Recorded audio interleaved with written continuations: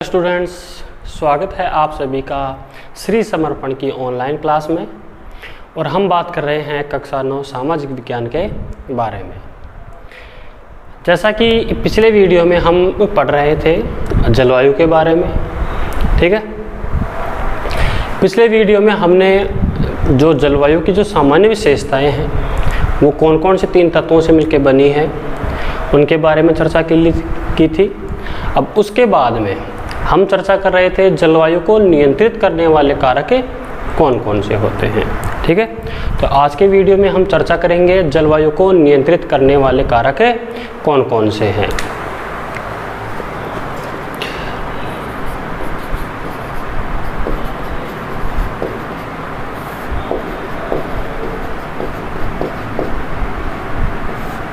जलवायु नियंत्रण यानी कि इसे जो जलवायु के जो भाग होते हैं, ठीक है, तो वो भाग कौन कौन सी दशाओं से प्रभावित होते हैं, यानी कि जो जलवायु है वो किस प्रकार किन किन चीज़ों से किन किन क्षेत्रों से क्या होती है, प्रभावित होती है, तो उनकी बात हम आज करेंगे।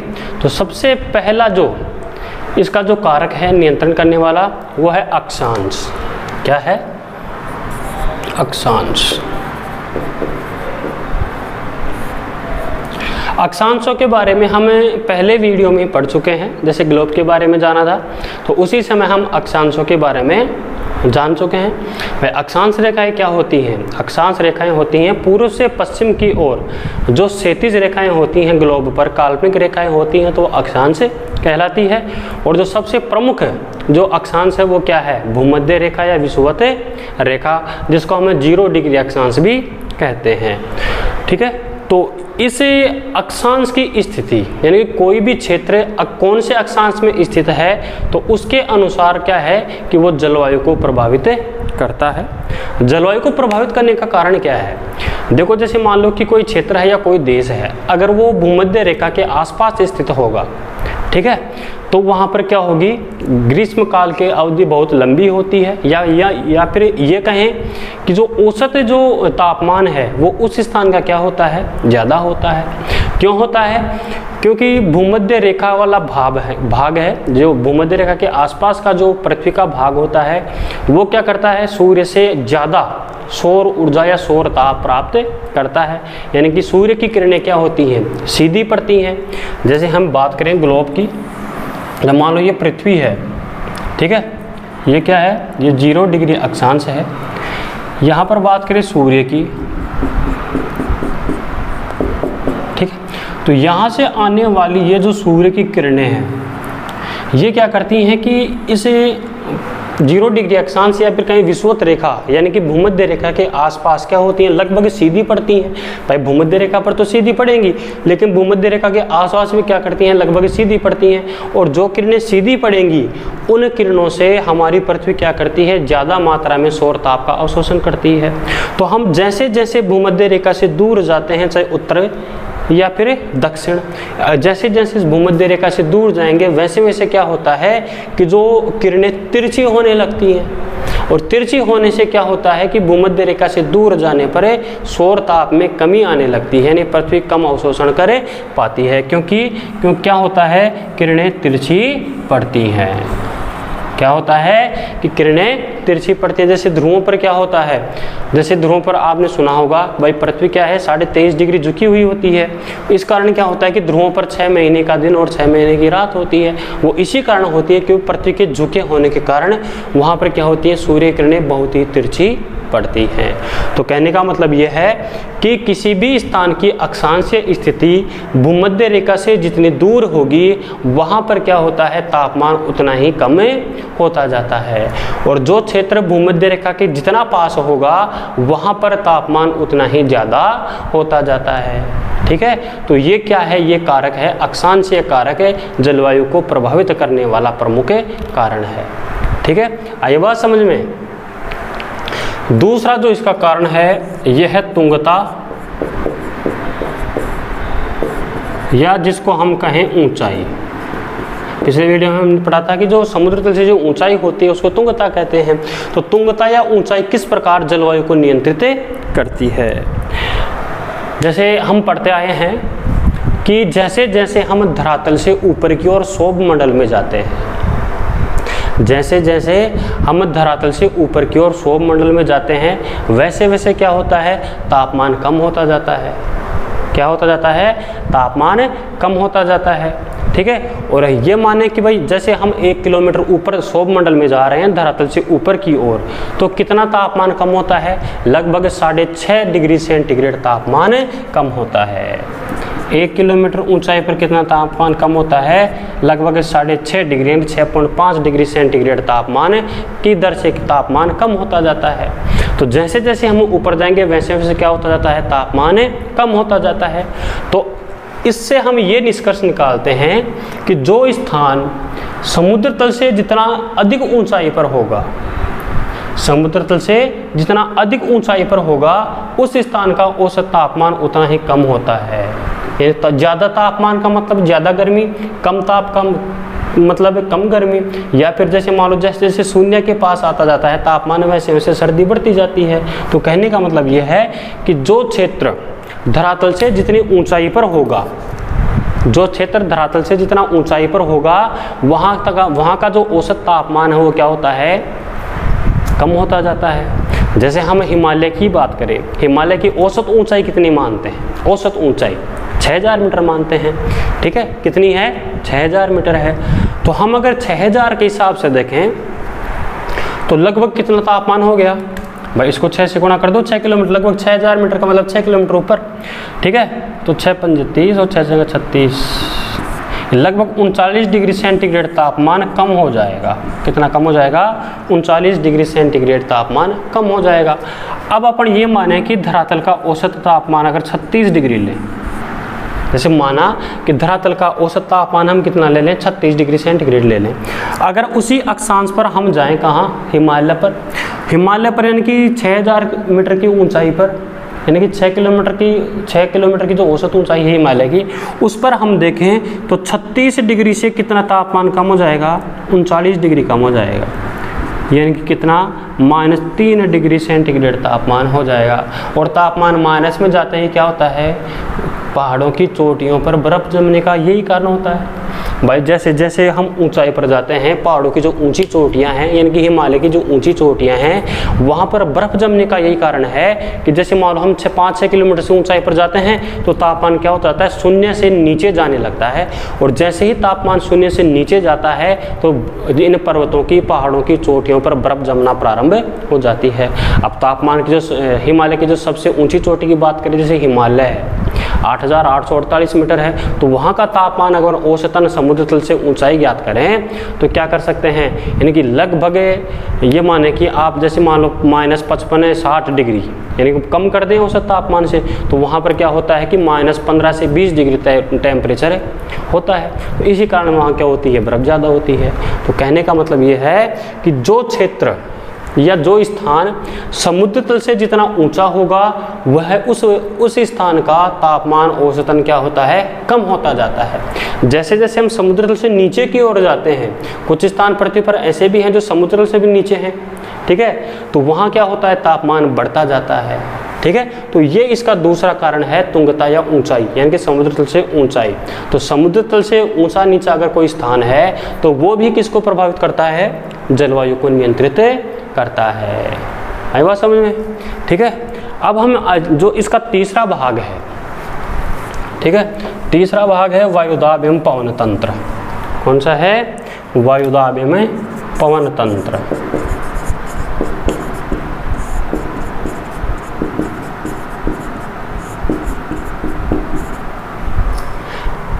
तीसरा भाग है या तीसरा कारक है वायुदाब एवं पवन तंत्र।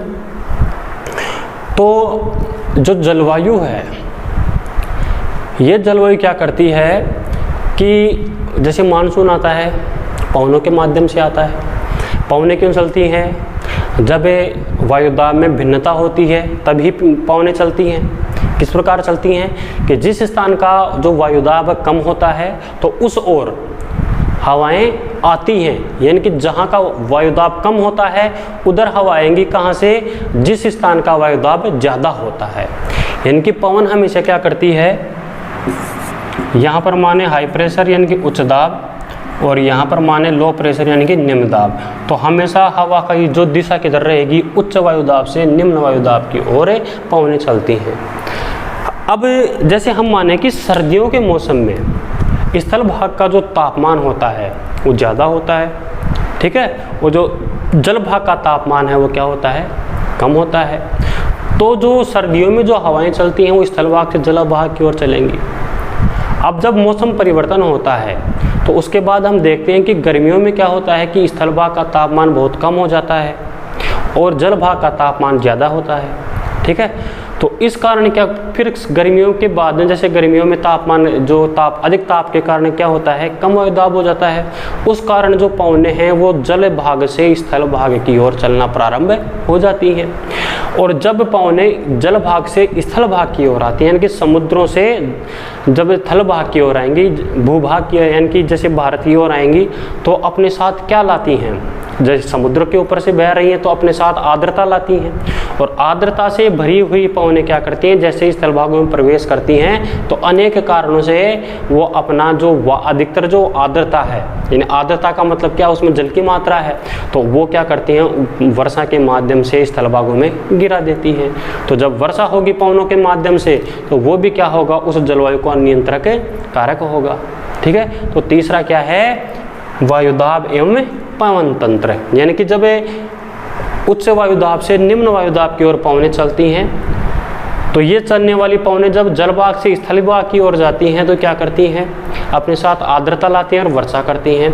इसके विपरीत जब पवनें क्या करती हैं, भाई चलती तो उच्च दाब से निम्न दाब की ओर है, लेकिन पहले किधर चल रही थी, जल भाग से थल भाग की ओर। अब चलेंगी जब थल भाग से जल भाग की ओर चलती हैं तो वो पवनें क्या होती हैं, शुष्क होती हैं और फिर वर्षा नहीं कर पाती हैं। तो इस प्रकार क्या होता है कि जलवायु नियंत्रण करने में ये वायुदाब और पवन तंत्र भी अपनी मुख्य भूमिका निभाता है।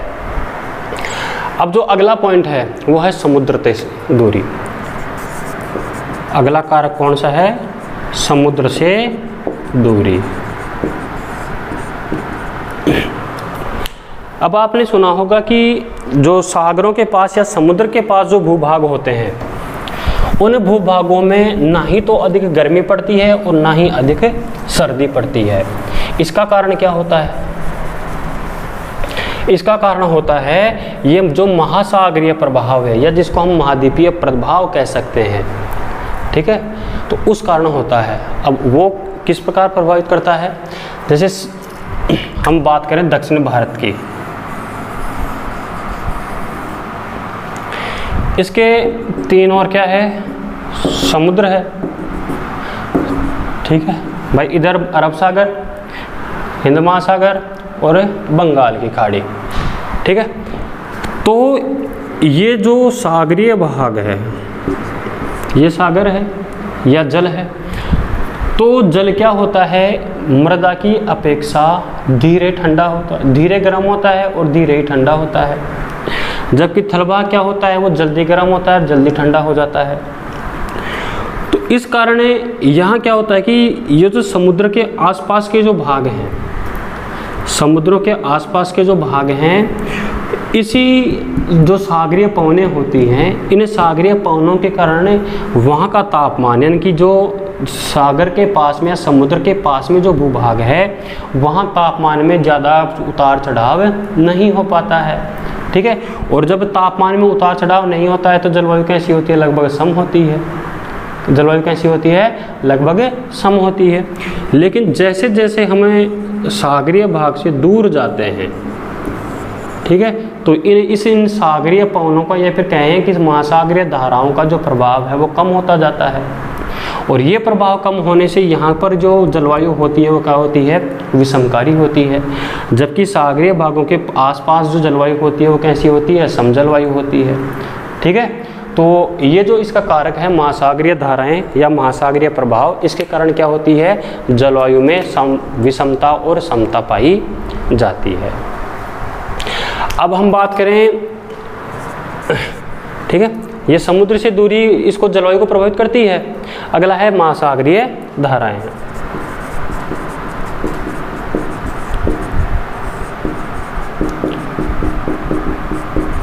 अब महासागरीय धाराएं जो हैं ये इसे जलवायु को किस प्रकार प्रभावित करती हैं?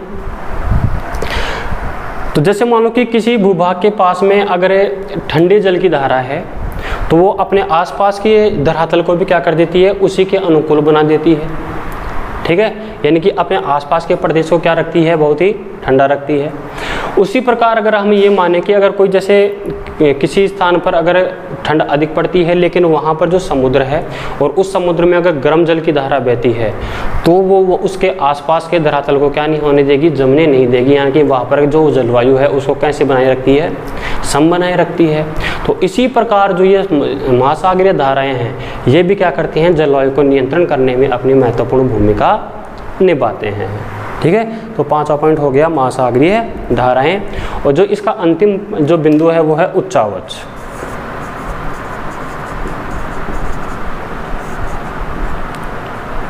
कौन सा है, उच्चावच। जैसे उच्चावच में अभी हमने जो इसका दूसरे पॉइंट में जो बात की थी तुंगता या ऊंचाई में, उसी से संबंधित है उच्चावच। जैसे हमारे जो धरातल है, धरातल पर सभी भाग एक समान नहीं है, कहीं कोई भाग ऊंचा है तो कहीं कोई भाग नीचा है। ठीक है, अब जैसे मानो जैसे हम भारत के संदर्भ में बात करें तो जो पश्चिमी घाट है, हम देखते हैं कि जो पश्चिमी तट के समीप जो पहाड़ियों की श्रृंखला है वो पश्चिमी घाट कहलाती है। जब मानसून आता है तो मानसून से इसके जो पश्चिमी घाट हैं, यानी कि इसके जो इस पश्चिमी घाट के जो पश्चिमी भाग है वहाँ पर तो क्या हो जाती है, घनघोर वर्षा हो जाती है, बहुत ही मूसलाधार वर्षा होती है, काफ़ी वर्षा होती है। लेकिन इसी के जो पूर्वी भाग हैं यानी कि इस साइड में, तो वहाँ क्या होती है, बरसात बहुत ही कम हो पाती है। ठीक है, तो इसको किसने प्रभावित किया, पश्चिमी घाट ने। और पश्चिमी घाट क्या है, एक तरह से उच्चावच है। अब जैसे हम बात करें कि जैसे कोई ऊंचा पर्वत है, पवनें चल रही हैं और अगर रास्ते में कोई अवरोध, जैसे कोई ऊंचा पर्वत है और उस पर्वत के द्वारा उन पवनों को रोक लिया जाता है और रोक कर वहाँ पर क्या होती है, बरसात करा ली जाती है। तो इसी प्रकार ये भी क्या हो गया, उच्चावच ही हो गया भाई। जैसे मान लो जो स्थान ऊंचे हैं वो क्या करते हैं, पवनों को रोक कर, जो आर्द्रता भरी हुई पवनें हैं उनको रोक कर वर्षा करा लेते हैं। जबकि जो भाग नीचे हैं तो उन भागों के ऊपर से आर्द्रता वाली पवनें सीधी निकल जाती हैं। तो इस प्रकार ये क्या होते हैं कि जो उच्चावच है, ये उच्चावच भी किसको प्रभावित करते हैं, जलवायु को प्रभावित करते हैं, जलवायु को नियंत्रित करते हैं।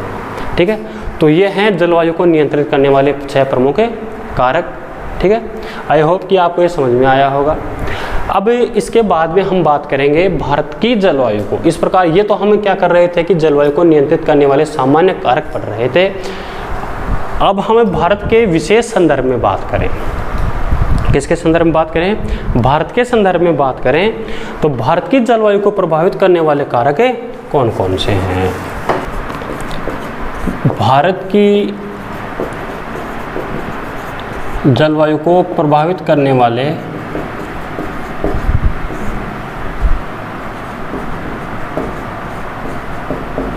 कारक,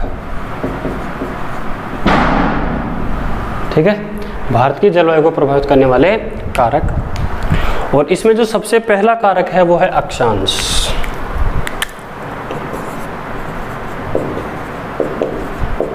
क्या है, अक्षांश, या फिर इसको हम कहें कि अक्षांशीय स्थिति। तो देखो, हमने जब भारत के भौतिक स्वरूप में पढ़ा था कि जो कर्क रेखा है ये भारत के लगभग मध्य से होकर गुजरती है। ये क्या है, ये कर्क रेखा है। ठीक है, और ये कर्क रेखा भारत के लगभग मध्य से होकर गुजरती है। ठीक है, तो जब जो कर्क रेखा भारत के मध्य से होकर गुजरेगी, यानी कि हम ये बात करें कि पश्चिम में यहाँ जो गुजरात का भाग है कच्छ का रण, ठीक है, यानी कि पश्चिम में कच्छ के रण से लेकर जो पूर्व में है मिजोरम, पूर्व में मिजोरम, ठीक है, यानी कि कच्छ के रण से लेकर पूर्व में मिजोरम तक ये कर्क रेखा गुजरती है भारत के मध्य से। और ये क्या करती है, भारत को 2 बराबर भागों में बांटती है। एक है उत्तरी भारत और दूसरा है दक्षिणी भारत। कितने भागों में बांटती है? 2 भागों में बांटती है। ठीक है, तो जैसे कर्क रेखा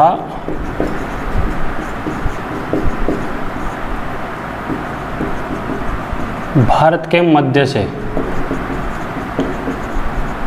होकर गुजरती है तथा 2 भागों में बांटती है। कितने भागों में? 2 भागों में बांटती है। एक है उत्तरी भारत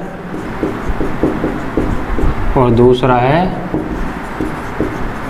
दक्षिणी भारत। ठीक है भाई, कर्क रेखा के उत्तर वाला भाग उत्तरी भारत और इसके दक्षिण वाला दक्षिण भारत।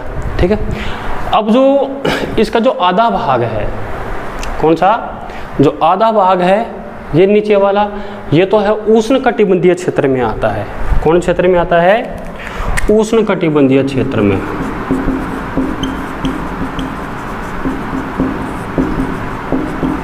और जो आधा भाग है उत्तरी भारत, वो आता है उपोष्णकटिबंधीय क्षेत्र में।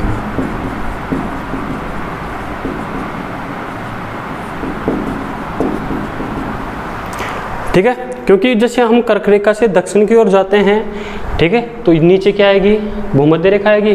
और भूमध्य रेखा के आसपास का क्षेत्र क्या होता है? उष्णकटिबंधीय यानी कि गर्मी वाला क्षेत्र होता है, ज़्यादा ताप और ज़्यादा वर्षा प्राप्त करता है, इसलिए क्या होता है? उष्णकटिबंधीय। उष्ण का मतलब क्या होता है? गर्मी होती है, तो उष्णकटिबंधीय क्षेत्र में आता है। कर्क रेखा से आगे वाला भाग क्या होता है? ये उपोष्ण, उप का मतलब कम गर्मी, ठीक है, तो ये उपोष्णकटिबंधीय क्षेत्र में आता है। तो इस प्रकार भारत में दोनों ही प्रकार की जलवायु क्षेत्र देखने को मिलते हैं। ठीक है, तो उत्तरी भारत में तो कौन सा हो गया? उपोष्णकटिबंध हो गया। ठीक है, और दक्षिण भारत में क्या हो गया? उष्णकटिबंध हो गया। ठीक है, इसलिए सब भारत में क्या है कि दोनों प्रकार के कटिबंधीय क्षेत्र देखने को मिलते हैं, या फिर जलवायु दोनों प्रकार की देखने को मिलती है। उपोष्ण कटिबंधीय क्षेत्र उत्तरी भारत में और उष्ण कटिबंधीय क्षेत्र दक्षिण भारत में। ठीक है, यानी कि हम ये कह सकते हैं कि हमारे भारत में उपोष्ण कटिबंधीय क्षेत्र और उष्ण कटिबंधीय क्षेत्र दोनों की विशेषताएं क्या होती हैं? मौजूद होती हैं। ठीक है, अब जो इसका दूसरा भाग है, यानी कि भारत की जलवायु को प्रभावित करने वाला जो दूसरा भाग है वो क्या है? ऊंचाई है। क्या है? ऊंचाई है। ठीक है, अब जैसे भाई भारत के उत्तर में क्या है, हम पहले पढ़ चुके हैं ये। भाई भारत के उत्तर में क्या है?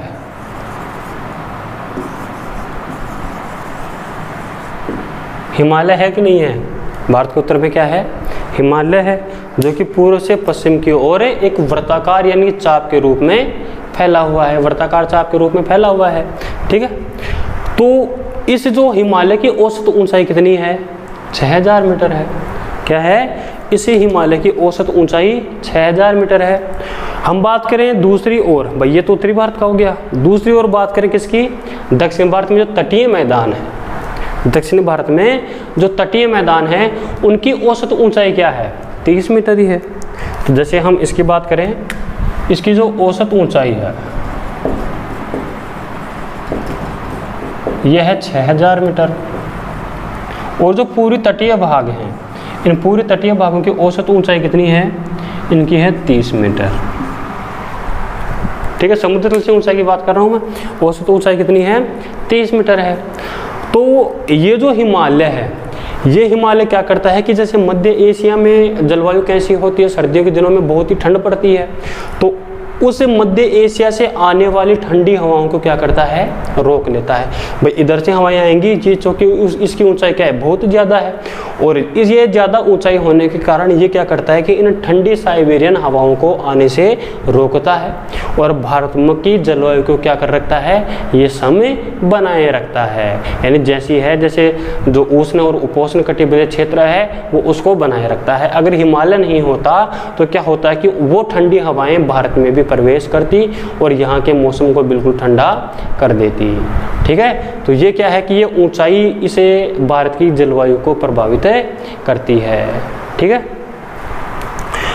और इसका, ठीक है, तो ये जो इसका तीसरा भाग है, इसका तीसरा भाग है वायुदाब एवं पवन तंत्र। वायुदाब एवं पवन तंत्र। अब जैसे हम भारतीय वायुदाब की बात करें,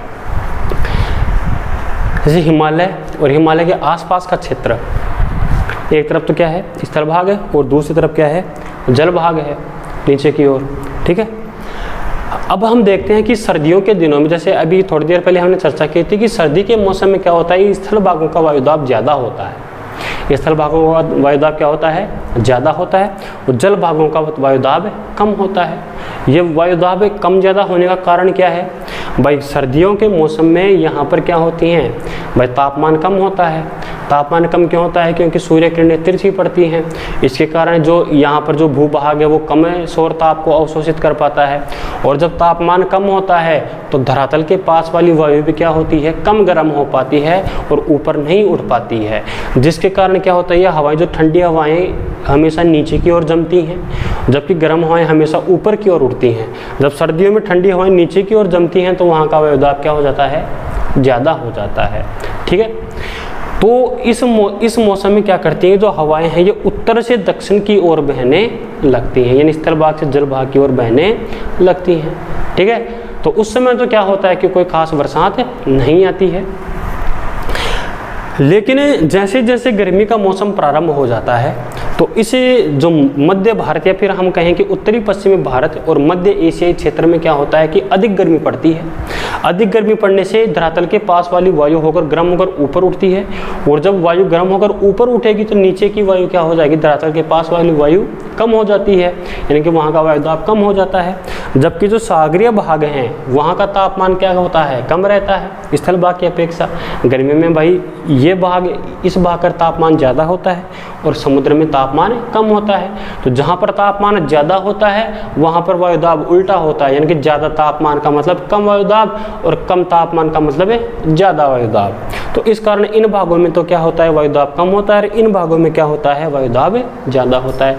तो ऐसी स्थिति में जो हवाएं होती हैं वो जल भाग से स्थल भाग की ओर चलना प्रारंभ कर देती हैं। कहाँ से कहाँ, स्थल भाग की ओर चलना प्रारंभ कर देती हैं। और जब जल भाग से होकर वायुदाब की या फिर पवनें आती हैं तो अपने साथ आर्द्रता लाती हैं, और आर्द्रता लाने से क्या करती हैं, वो इन स्थल भागों में बरसात कर देती है, वर्षा करती हैं, ठीक है।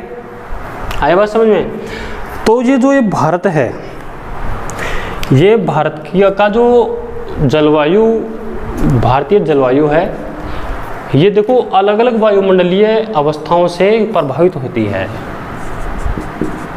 ये जो भारतीय जलवायु है ये 3 वायुमंडलीय अवस्थाओं से प्रभावित होती है।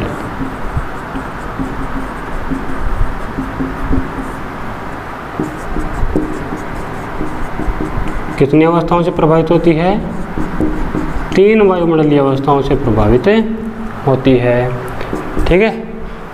अब ये 3 कौन कौन सी हैं, सबसे पहले तो है वायुदाब एवं धरातलीय पवनें।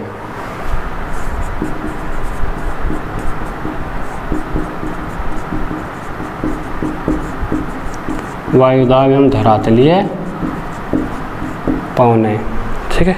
देखो ये वायुदाब और धरातलीय पवनें क्या होती हैं, जैसे मैंने अभी आपको बताया है भाई, जैसे जैसे जैसे ऋतुएं बदलती जाती हैं वैसे वैसे क्या होता है, वायुदाब में अंतर आता जाता है। तो गर्मियों के मौसम में तो क्या होता है, जो पवनें हैं जो जल भाग से स्थल भाग की ओर चलती हैं, और सर्दियों में क्या होता है कि ये पवनें थल भाग से स्थल की भाग की ओर, सॉरी थल भाग से जल भाग की ओर चलना प्रारंभ कर देती हैं। तो इस प्रकार क्या होता है कि भारत की जलवायु को प्रभावित करती हैं। इसका जो दूसरा भाग है, दूसरा भाग है ऊपरी वायु परिसंचरण, यानी ये तो धरातल का हो गया। दूसरा भाग है ऊपरी वायु परिसंचरण। ऊपरी वायु परिसंचरण का मतलब है जैसे वायुमंडल में कौन कौन सी जो पवन तंत्र हैं तो उनके द्वारा भी क्या होता है, भारत की जलवायु को प्रभावित होती है। ऊपरी वायु परिसंचरण का मतलब जैसे सौरमंडल के जो ऊपरी भाग में जैसे कोई हवाएं चलती हैं तो उनके द्वारा भी जलवायु प्रभावित होती है। जैसे हम सबसे पहले बात करें जेट धारा की, किसकी बात करें, जेट धारा की, या फिर जिसको हम कह सकते हैं जेट स्ट्रीम। किसकी बात करें, जेट स्ट्रीम। ठीक है, तो सबसे पहले तो हम जेट स्ट्रीम के बारे में जानिए, जेट स्ट्रीम है क्या। ये देखो जेट स्ट्रीम है सौर मंडल में 12,000 मीटर की ऊंचाई पर, लगभग 12 किलोमीटर की ऊंचाई पर एक तेज हवा चलती है, तेज हवा की धारा चलती है, पश्चिम से आती है। ठीक है, ये क्या करती है, सौर मंडल में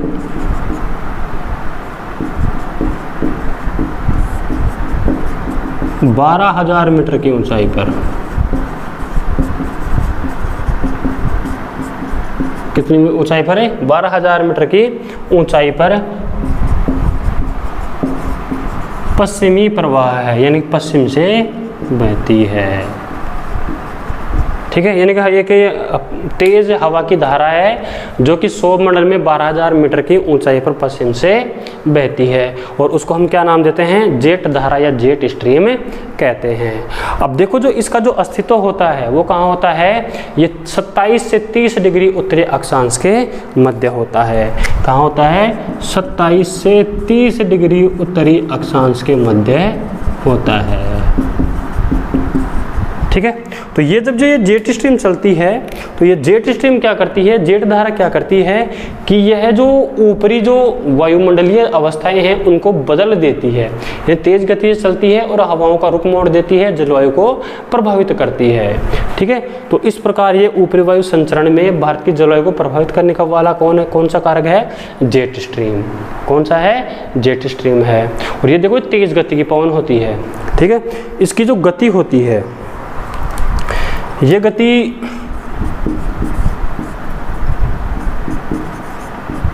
गर्मियों और सर्दियों में अलग अलग होती है। इसमें गर्मियों में और सर्दियों में अलग अलग होती है। गर्मियों में जो इसकी जो गति है ये 110 किलोमीटर प्रति घंटा होती है, जबकि सर्दियों में इसकी जो गति है ये 184 किलोमीटर प्रति घंटा तक पहुंच जाती है, यानी कि बहुत ही तेज गति से चलने वाली ये पवन है। ठीक है, ये दूसरा है। तीसरी जो वायुमंडलीय अवस्था है, ये तीसरी वायुमंडलीय अवस्था है पश्चिमी चक्रवाती विक्षोभ। पश्चिमी चक्रवाती विक्षोभ एवं उष्णकटिबंधीय चक्रवात। ठीक है, यानी कि ये क्या होते हैं, आपने सुना होगा कि जैसे सर्दियों में हमारे यहाँ बरसात होती है, राजस्थान में, गुजरात में, हरियाणा और पंजाब में, मुख्यतः इन 4 राज्यों में ये सर्दियों में वर्षा होती है, और इस वर्षा को हम क्या कहते हैं, मावठ कहते हैं। क्या कहते हैं, मावठ कहते हैं। तो ये मावठ आता किस प्रकार है, जैसे यूरोप और अफ्रीका के मध्य एक सागर है जिसको हम भूमध्य सागर कहते हैं।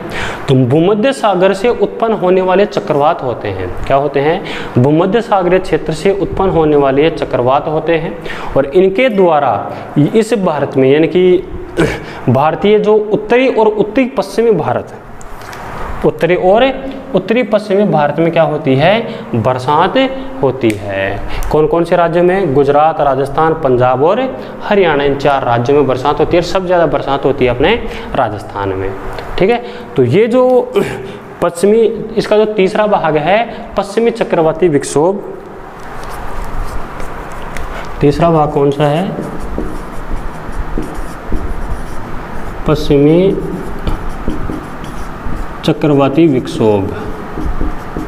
ठीक है, तो इसमें क्या होता है कि जो भूमध्य सागर से उठने वाले जो चक्रवात हैं वो क्या करते हैं, भारत के उत्तरी और उत्तरी पश्चिमी भागों में बरसात करते हैं। और बरसात कब करते हैं, हमारे जब यहाँ पर सर्दी होती है, यानी कि दिसंबर जनवरी में बरसात करते हैं, और उस बरसात को क्या कहते हैं, मावठ कहा जाता है। ठीक है, तो इस प्रकार ये क्या है कि हमारे भारत की जलवायु को प्रभावित करने वाले 3 प्रमुख कारक हैं। बाकी जो इसके 3 कारक हैं उन कारकों की हम चर्चा करेंगे हमारे अगले वीडियो में।